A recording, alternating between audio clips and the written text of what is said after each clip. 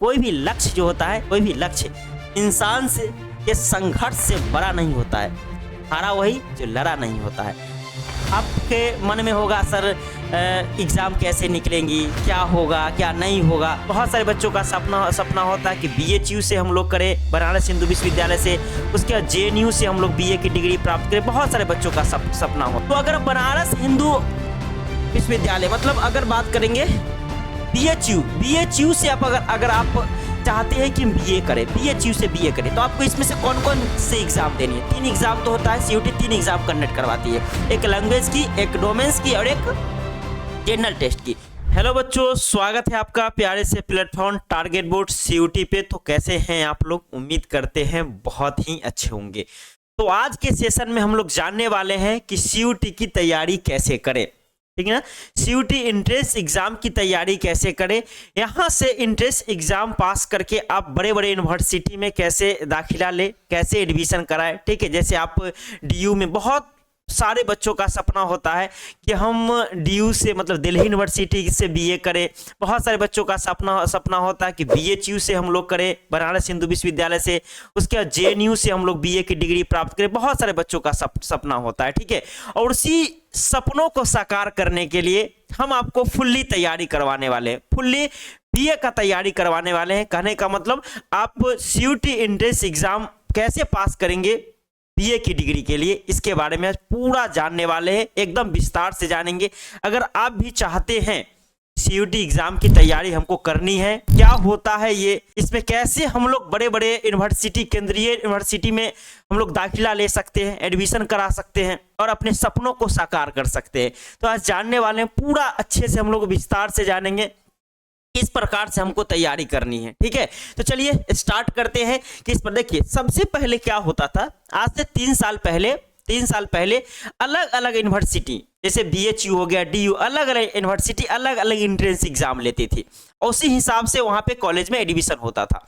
लेकिन 3 साल पहले क्या हुआ, एक संस्था आई NTA, नेशनल टेस्टिंग एजेंसी, उसके द्वारा एक एंट्रेंस एग्जाम लाया गया जिसका नाम था CUT। और इसी CUT एंट्रेंस एग्जाम देने के बाद बड़े बड़े कॉलेज में या केंद्रीय विश्वविद्यालय में आप एडमिशन ले सकते हैं, ठीक है। तो चलिए जानते हैं इसके बारे में पूरे विस्तार से, क्या होता है, कैसे हम लोग एडमिशन ले इसमें, और इस प्रकार से तैयारी हमको करनी पड़ेगी, ठीक है। सब चीज जानेंगे, एक एक चीज के बारे में हम लोग जानने वाले, क्या इसका एग्जाम पैटर्न रहने वाले, क्या इसका सिलेबस रहने वाले, सभी चीज के बारे में हम लोग चर्चा करेंगे बउआ, ठीक ना। तो सबसे पहले अगर बात करेंगे, ठीक ना, तो आपको अगर आप 12th एग्जाम पास कर गए हैं, 12th एग्जाम, और खासकर ये जो एग्जाम होती है ना, 12th एग्जाम पास करने के बाद, या आप ग्रेजुएशन भी पास कर चुके हैं उसके बाद भी एग्जाम होती है CUT की, ठीक है। तो मेन रूप से हम लोग जो तैयारी करवाने वाले हैं वो 12th क्लास में अगर आप हैं, अभी एग्जाम दिए हैं इस बार, ठीक है, तो उस बच्चों के लिए मेन रूप से हम लोग पूरा इस बार तैयारी करवाने वाले हैं। किस प्रकार से तैयारी होगी, आप अपने सपनों को कैसे साकार कर सकते हैं, ठीक है ना। तो सबसे पहले हम लोग देखते हैं, बहुत सारे बच्चे CUT के बारे में बहुत कम जानते हैं, नहीं के बराबर जानते हैं, लेकिन पूरा खासकर बिहार के बच्चों को बहुत कम मालूम होती है। तो आखिर CUT क्या होता है, तो सब चीज हम लोग जानने वाले हैं इसके बारे में। देखिए CUT का मतलब होता है बउआ कॉमन यूनिवर्सिटी एंट्रेंस टेस्ट, ठीक है। मतलब सभी यूनिवर्सिटी का एंट्रेंस टेस्ट होता है जिसमें आप ये एग्जाम पास करके और आप बड़े बड़े यूनिवर्सिटी में सिलेक्शन ले सकते हैं, ठीक है ना। अगर बात करेंगे ये एग्जाम कौन कंडक्ट करती है, कौन सी संस्था, national testing agency. National testing agency के द्वारा ये एग्जाम कंडक्ट की जाती है। हर बार लगभग मार्च के महीने में फॉर्म इसका आता है और लगभग मई और जून के आसपास में इसकी एग्जाम हो जाती है, ठीक है। तो इसका क्या सिलेबस, कैसे तैयारी करेंगे, इसके बारे में थोड़ा हम लोग जानते हैं, ठीक है ना, कैसे तैयारी करेंगे। अगर हम बात करेंगे, आप देखिएगा इसके, अगर आप 12th पास किए होंगे ना, तो 3 स्कोप होता है उसमें। अगर बात करेंगे, एक साइंस बैकग्राउंड के स्टूडेंट होते हैं, एक कॉमर्स बैकग्राउंड के स्टूडेंट होते हैं और एक आर्ट्स के होते हैं। तो मेन रूप से हम इसमें आर्ट्स के बारे में चर्चा करने वाले हैं।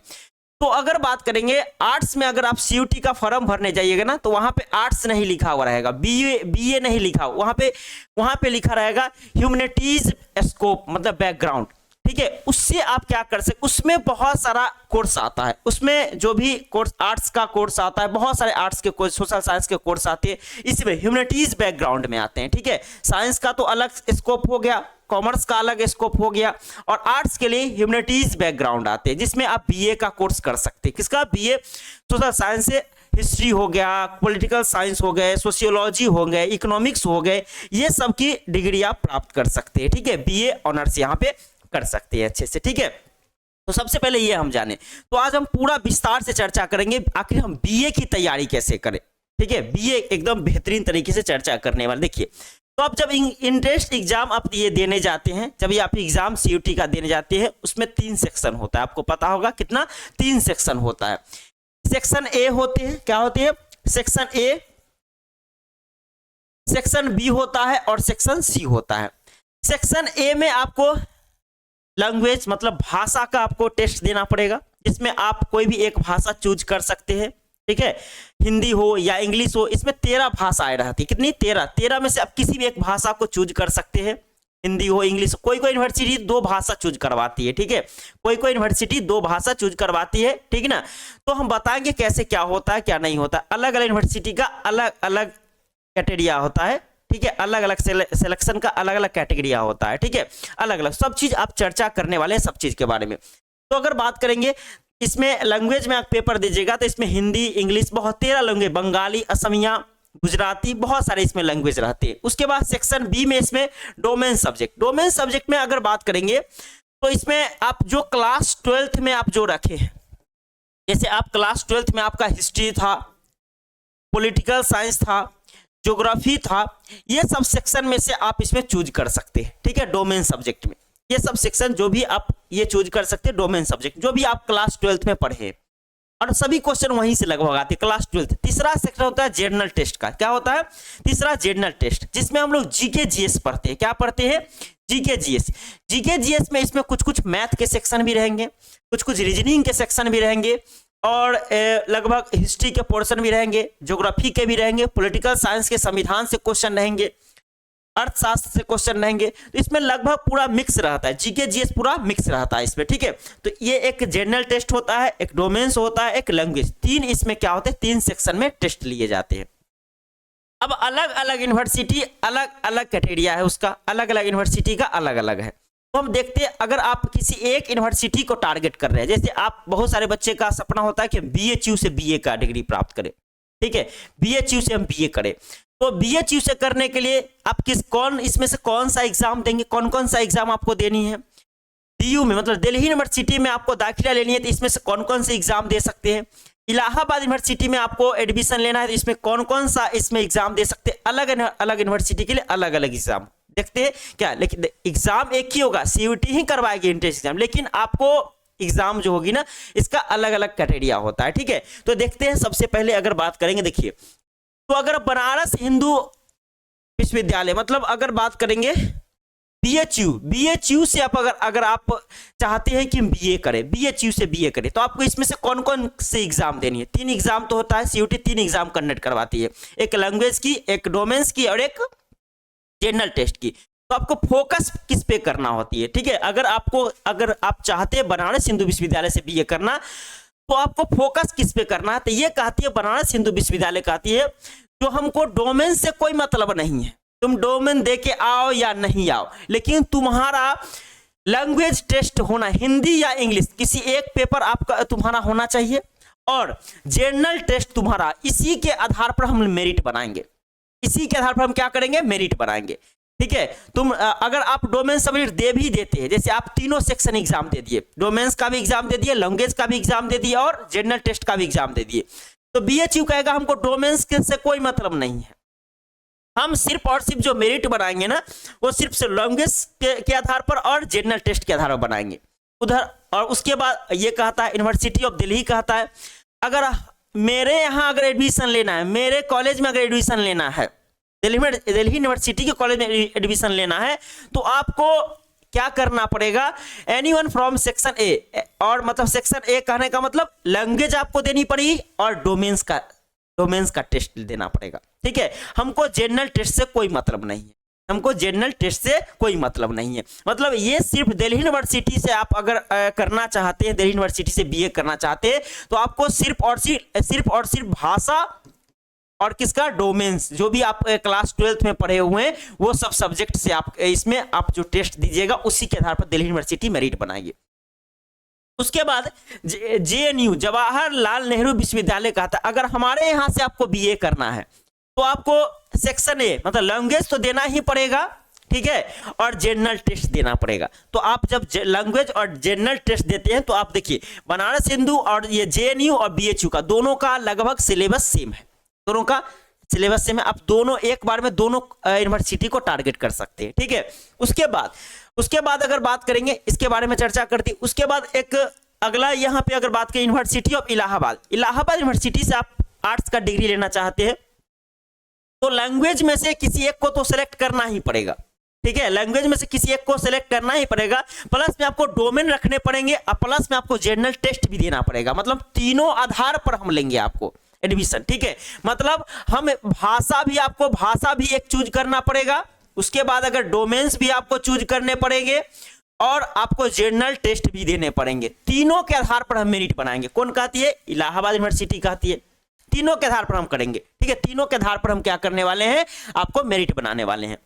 उसके बाद अगर आप JNU के बारे में बताइए दिए, उसके बाद अगर बात करेंगे हम लोग किसके आधार पर, तो यहाँ पे इतने आपको कॉलेज है, इतने यूनिवर्सिटी है, आप वहाँ पे अलग अलग उसका क्राइटेरिया है, उस आधार पर आप चूज कर सकते हैं कि हमको क्या देना है, किस यूनिवर्सिटी को आप टारगेट कर रहे हैं, ठीक है, कौन सी यूनिवर्सिटी।